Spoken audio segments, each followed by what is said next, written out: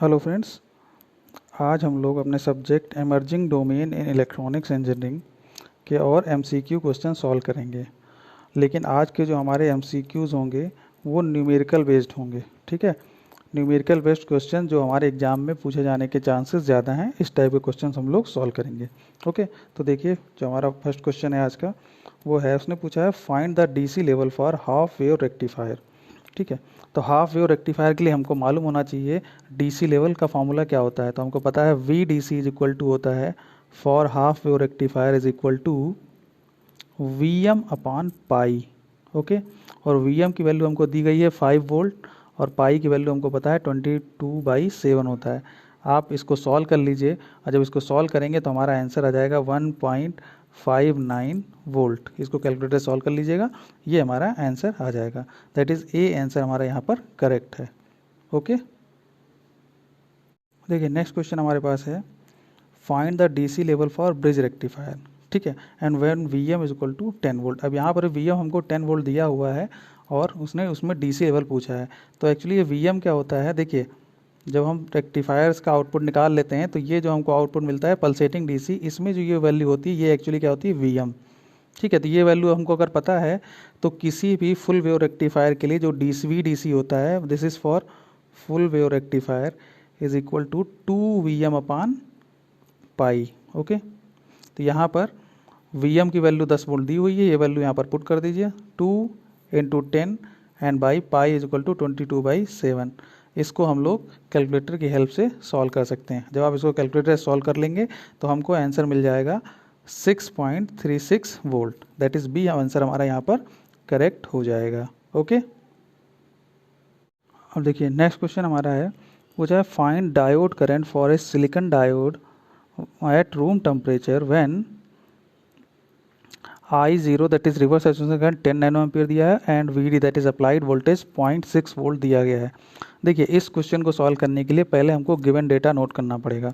तो काफ़ी चीज़ें जैसे यहाँ पर हिडन है वो हमको पहले निकाल लिया। जैसे यहाँ पर दिया हुआ है फॉर सिलिकॉन डायोड, तो सिलिकॉन डायोड का मतलब होता है जो ईटा जो हमारा कांस्टेंट होता है इसकी वैल्यू 2 फिक्स हो जाएगी। ओके, क्योंकि सिलिकॉन के लिए ईटा 2 होता है और जर्मेनियम के लिए ईटा की वैल्यू 1 होती है एट रूम टेम्परेचर। तो यहाँ जो टेम्परेचर है वो रूम टेम्परेचर दे दिया, तो रूम टेम्परेचर का सीधा मतलब है जो थर्मल वोल्टेज हमारा VT है वो कितना हो जाएगा 25.8 मिली वोल्ट। ये फिक्स वैल्यू है, इसको हम बता चुके हैं कैसे सॉल्व करते हैं। इसको आप चाहें तो निकाल सकते हैं। VT इक्वल टू होता है KT/Q से, where K is Boltzmann constant, T is temperature in Kelvin and Q is charge. तो इससे हम इस वैल्यू को निकाल सकते हैं।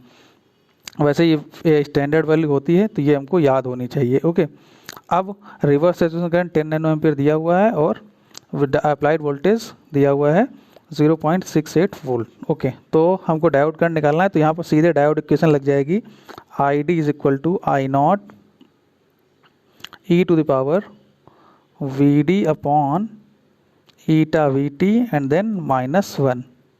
हमको सारी वैल्यूज़ इसमें पुट कर देनी है और ये क्वेश्चन बिना कैलकुलेटर की हेल्प से नहीं हो पाएगा। तो आप सारी वैल्यूज़ यहाँ पुट कर दीजिए और हमको जो है वैल्यू मिल जाएगी। ठीक है, I0 हमको दिया हुआ कितना 10 नैनो एम्पियर रख दीजिए, e to the power VD। यहाँ पर एक पॉइंट समझने वाला है, बस वो आपको समझना है। VD 0.6 it is volt, eta की value 2 and VT is 25.8 milli volt and then -1। Okay, then अब इसके आगे समझिए आप लोग। अब यहाँ पर सॉल्व करते वक्त अगर आपने इसको जल्दबाजी में डायरेक्ट सॉल्व कर दिया तो ये आंसर कभी नहीं आएगा, क्योंकि ध्यान रखिएगा ये वोल्टेज मिली वोल्ट में है और ऊपर वाला वोल्ट में है। तो जब इसको डिवाइड करेंगे तो इस मिली वोल्ट को हम वोल्ट में कन्वर्ट कर लें तो ज़्यादा बेटर रहेगा। इस मिली वोल्ट को हम लिख सकते हैं 10⁻³ ठीक है, इसको हम क्या लिख सकते हैं 10⁻³ और ये जब 10⁻³ ऊपर जाएगा तो हो जाएगा 10⁻+3। अब आप इसको डिवाइड करके सॉल्व कर लीजिएगा तो e की पावर में कितना आ जाएगा, इतने इंटू 10⁻³ अपॉन 2 × 25.8। अब इस वैल्यू को सॉल्व करेंगे, फिर e की पावर में निकालेंगे, देन -1 करेंगे एंड देन 10 नैनो एम्पियर से मल्टीप्लाई कर देंगे। और जब इतना आप करेंगे तब हमारे पास जो वैल्यू आएगी वो आ जाएगा 5.24 मिली एम्पियर। ये हमारा करेक्ट आंसर होगा। ओके, इम्पॉर्टेंट क्वेश्चन है ये। देखिए नेक्स्ट क्वेश्चन हमारे पास है, इसमें for a silicon diode at room temperature when ID is 10 milli ampere. तो इसके लिए हमको पहले एसी रेजिस्टेंस का फॉर्मूला मालूम होना चाहिए। तो R A C is equal to होता है eta V T upon I D plus I zero. Eta आपका होता है कांस्टेंट, सिलिकॉन के लिए 2 हो गया। We T since room temperature mention है तो वी टी आपका हो जाएगा 25.8 मिली वोल्ट। ओके, अपॉन, अब यहाँ पर जो एक आईडी तो गिवन है लेकिन आई जीरो गिवन नहीं है, ठीक है ना। तो ऐसे केस में हम लोग क्या करते हैं, आईडी सिंस हम लोग जानते हैं ID is very very greater than I zero, तो हम आई ज़ीरो को नेग्लेक्ट कर देते हैं और यहाँ पर सिर्फ आईडी लिख देते हैं, ठीक है। अगर आई ज़ीरो दिया होता तो हम इसमें आई ज़ीरो ऐड करके इसको सॉल्व करते। अब आई ज़ीरो नहीं दिया है तो आई ज़ीरो को हम 0 के बराबर मान लेंगे एंड इसको सॉल्व कर लीजिएगा। 25.8 मिली वोल्ट और आपका आईडी दिया हुआ है 10 मिली एम्पियर। मिली मिली यहाँ से कैंसिल हो जाएंगे। आप इसको सॉल्व करेंगे तो आपका आ जाएगा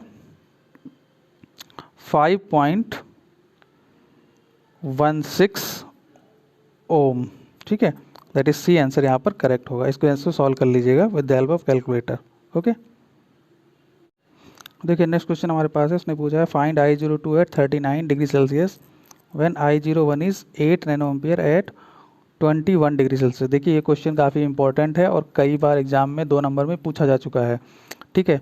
उसमें देखो I01 दिया हुआ है कितना, 8 नैनो एम्पियर, और इसके करस्पॉन्डिंग टेम्परेचर है वो है आपका 21 डिग्री सेल्सियस, और I02 की वैल्यू इसने पूछ रखी है कितना होगा, और T2 दे रखा है करस्पॉन्डिंग 39 डिग्री सेल्सियस। तो देखिए ऐसा क्वेश्चन में I01, I02, T1, T2 इसमें कोई 3 पैरामीटर्स दिए हो सकते हैं और चौथा पैरामीटर आपसे पूछ लिया जाएगा। तो एक सिंपल सा फॉर्मूला होता है जो आपका करंट और टेम्परेचर में रिलेशन है, इसको याद रखिएगा सभी लोग। इंपॉर्टेंट फार्मूला है I02 upon I01 is equal to 2 to the power T2 minus T1 by 10, ठीक है। ये रिवर्स सैचुरेशन करंट और आपके टेम्परेचर में रिलेशन होता है। इससे हम किसी भी टेम्परेचर पर रिवर्स सैचुरेशन करंट को कैलकुलेट कर सकते हैं। अब आपको सारी वैल्यूज़ देखिए गिवन है, हमको सिर्फ जो है पुट कर दीजिए वैल्यू। I02 हमको निकालना है, I01 हमको पता है कितना दिया हुआ, 8 नैनो एम्पियर, यहाँ पर 8 नैनो एम्पियर लिख दीजिए, upon 2 to the power T2 आपको दिया हुआ है कितना, 39 माइनस 21 डिवाइडेड बाई 10। तो यहाँ पर आ जाएगा 2 की पावर, ये 39 में से 21 गएगा 18 और 10 से डिवाइड करते हैं 1.8, तो 2 की पावर 1.8 कैलकुलेटर से निकाल दीजिएगा और उसमें 8 से मल्टीप्लाई कर दीजिएगा, और वही हमारा क्या हो जाएगा 802 जो है आपका I02 हो जाएगा, ठीक है। इसको सॉल्व कर लेंगे तो हमारा जो ऑप्शन बी है 27.85 नैनो एम्पियर, ये हमारा आंसर आपको मिल जाएगा। ओके, अब देखिए नेक्स्ट क्वेश्चन जो है ये थ्योरी बेस्ड है कि कुछ क्वेश्चन हमारे इंपॉर्टेंट क्वेश्चन और बन सकते हैं थियोरटिकल के, वो हम इसमें और इंक्लूड किए दे रहे हैं, ठीक है। जैसे क्वेश्चन है हमारा in forward bias ideal diode work है। तो अगर कोई आइडियल डायोड है, ठीक है, यहाँ पर टर्म ध्यान रखिएगा आइडियल डायोड। तो आइडियल डायोड जो फॉरवर्ड बायस होता है, फॉरवर्ड बायस का मतलब होता है क्या, पी टाइप का जो आपका सेमीकंडक्टर है वो पॉजिटिव टर्मिनल से बैटरी के, और एन टाइप जो है नेगेटिव टर्मिनल से जुड़ जाता है तो फॉरवर्ड बायस हो जाता है। तो ये कैसे बिहेव करता है, ये आपका शॉर्ट सर्किट की तरह बिहेव करता है। It will behave like short circuit, that is एक स्ट्रेट लाइन या एक सिंबल वायर की तरह ये काम करने लगता है। ओके, नेक्स्ट क्वेश्चन है इसी का जस्ट अपोजिट है। अगर आइडियल डायोड रिवर्स बायस में है तो कैसे वर्क करेगा। आपको मालूम है आइडियल डायोड अगर रिवर्स बायस हम कर दें, ठीक है, रिवर्स बायस का मतलब है P माइनस से जोड़ दिया जाए और N प्लस से जोड़ दिया तो डायोड क्या हो जाता है रिवर्स बायस।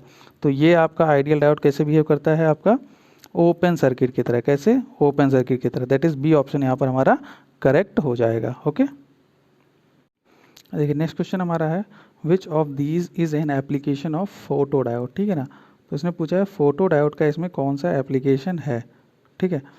तो फोटो डायोड का एप्लीकेशन कौन सा है, देखिए रेक्टिफायर नहीं है, एम्पलीफायर भी नहीं है, क्लिपर भी नहीं है, लेकिन टीवी रिमोट रिसीवर, जो टीवी रिमोट रिसीवर होता है ये किसका बना होता है, फोटो डायोड का, ठीक है ना। तो अगर TV remote receiver photo diode का एप्लीकेशन है तो बाकी ये जो ऑप्शन है ये किसके एप्लीकेशन है, ये भी हम लोग जान लेते हैं, ये भी पूछा जा सकता है। रेक्टिफायर आपका किसका होता है, डायोड का एप्लीकेशन है। एम्पलीफायर किसका है, ट्रांजिस्टर का। क्लिपर किसका है? ये भी आपका डायोड का एप्लीकेशन होता है। ओके, तो ये हमारे कुछ और एप्लीकेशंस हो गए, इनमें से भी कोई क्वेश्चन बन सकता है। ओके, तब देखिए हमारा नेक्स्ट क्वेश्चन है, which of these material is used for manufacturing of LED. ठीक है, तो एलईडी के मैन्युफैक्चरिंग के लिए कौन सा मटेरियल यूज़ किया जाता है, ये इसने पूछा है। ठीक है, तो नॉर्मली हमको ये मालूम होना चाहिए एलईडी की मैन्युफैक्चरिंग के लिए हमेशा कंपाउंड सेमीकंडक्टर यूज़ किए जाते हैं। कौन से? Compound semiconductor. कंपाउंड सेमीकंडक्टर मतलब होता है एक से अधिक एलिमेंट से जो मिलके बने होते हैं। ठीक है ना।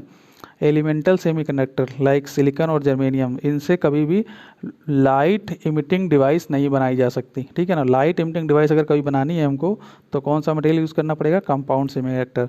और इन तीनों में हमारा ये भी सेमीकंडक्टर है, ये भी सेमीकंडक्टर है और ये भी सेमीकंडक्टर, लेकिन ये तो आपका कंडक्टर है तो इससे तो कुछ हो ही नहीं सकता। लेकिन इन तीनों सेमीकंडक्टर में कंपाउंड सेमीकंडक्टर कौन सा है? Gallium phosphide. तो गैलियम फास्फाइड हमारा यहाँ पर करेक्ट आंसर हो जाएगा। ओके, देखिए नेक्स्ट क्वेश्चन हमारा क्लैम्पर बेस्ड है। ठीक है, और उसने पूछा है, in clamper circuits the capacitor will charge only when diode is.